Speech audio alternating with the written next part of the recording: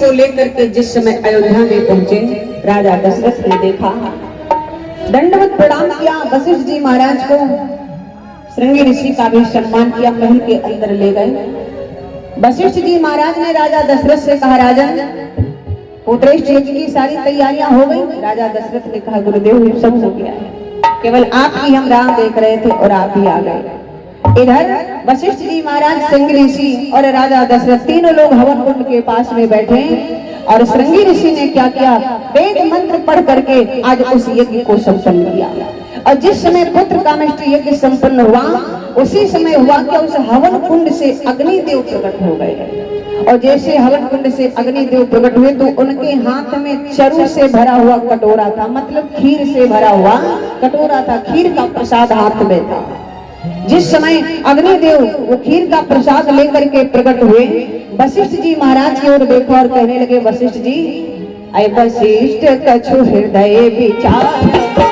आय वशिष्ठ जी, आपने अपने हृदय में विचार करके इस हवन कुंड में जो आहुतियां दी हैं, आपका कार्य पूरा हुआ। बोले, जो वशिष्ठ कछु हृदय विचार। महाराज, जो वशिष्ठ कछु हृदय विचारा, सकल काज भासे तुम्हारा, सकल काज भासे तुम्हारा।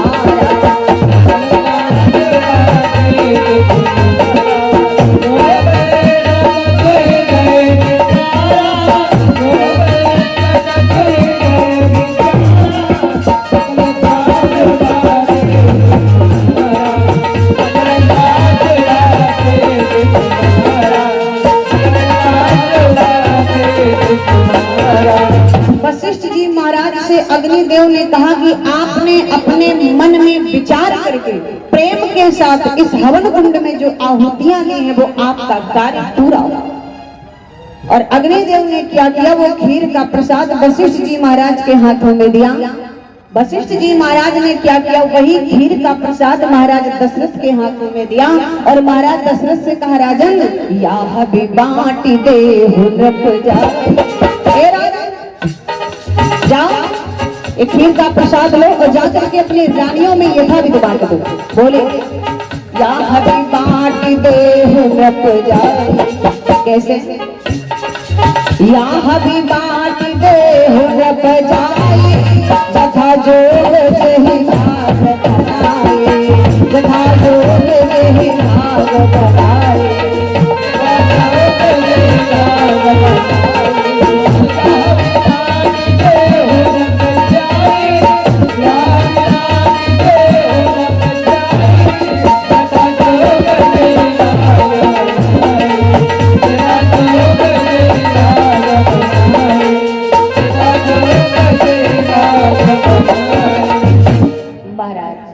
वशिष्ठ जी महाराज ने उस खीर का प्रसाद राजा दशरथ को दिया और कहा, जाओ राजन, ये खीर अपनी रानियों में यथाविधि बांट दो। अब जरा विचार करिएगा, ये खीर जो है कोई साधारण खीर नहीं है महाराज, ध्यान दीजिएगा, ये कोई साधारण खीर नहीं है।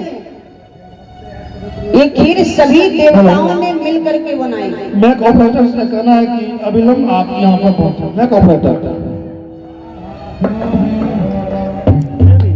ये खीर कोई साधारण नहीं महाराज, सभी देवताओं ने मिलकर के इस खीर को बनाया है। अच्छा एक बात बताइए, खीर किन किन चीजों से मिलकर के बनती है? माताएं बहनें हमारी तो जानती होंगी, आप लोग तो बनाती भी होंगी, तो आपको पता होगा खीर किन किन चीजों से मिलकर के बनती है। किन किन चीजों से मिलकर बनती है? दूध, चावल और चीनी, है ना? बहुत सुंदर, तीन चीजें मिलकर के खीर बनती है। लेकिन उसमें और भी बहुत सी सामग्री डाल दी जाती है, मेवा है, मुनक्का है, छुआरा है, जो भी किशमिश है, ये सब डाल दिया जाता है, इसलिए क्योंकि उसका टेस्ट थोड़ा और बढ़िया हो जाए, इसलिए डाला जाता है ना। लेकिन खीर में मेन चीज क्या होती है बताएं? खीर में मेन चीज क्या है? दूध। बहुत सुंदर, क्या बात है। खीर में मेन चीज है दूध। कहते हैं कि जब तक खीर में क्षीर नहीं पड़ता है तब तक खीर नहीं बनती है ना। जब तक खीर में क्षीर नहीं पड़ता है तो खीर नहीं बनती। अच्छा, आप खीर में दूध न डालो कितना चावल डाल दीजिए, कितना मेवा मिष्ठान डाल दीजिए उसमें, कितना उसमें चीनी डाल दीजिए, क्या खीर बन जाएगी? नहीं बनेगी ना।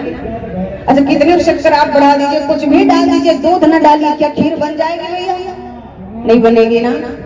तो खीर में मेन चीज क्या होती है? दूध होता है ना, वो मेन चीज होता है। खीर में जब तक खीर नहीं पड़ता तब तक खीर नहीं बनती। लेकिन यहाँ पर एक बड़ा सुंदर भाव मिला है कि जो ये देवताओं ने खीर बनाई है, इस खीर में जो दूध पड़ा हुआ, ये दूध कहाँ से आया है? समझिएगा, इस खीर में जो दूध पड़ा हुआ है, ये दूध कहाँ से आया था?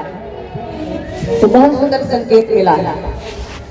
प्रशासन इंद्र के पास में नहीं तो बड़ा एक कामधेनु गाय थी, 200 रुपया में। समझना, इंद्र के पास में एक कामधेनु गाय थी। उसी कामधेनु गाय का दूध जो है इस खीर में पड़ा हुआ है। अच्छा, तो आप ये समझ लीजिए, उस कामधेनु गाय के आशीर्वाद से, कृपा से ही महाराज दशरथ को 4 पुत्र मिले। अच्छा एक बात और हम आपको संकेत कर दें, महाराज दशरथ को जो ये 4 पुत्र मिले हैं, तो 33 कोटि देवताओं का आशीर्वाद भी है। अब आशीर्वाद की बात आ गई तो हम आपको संकेत कर दें।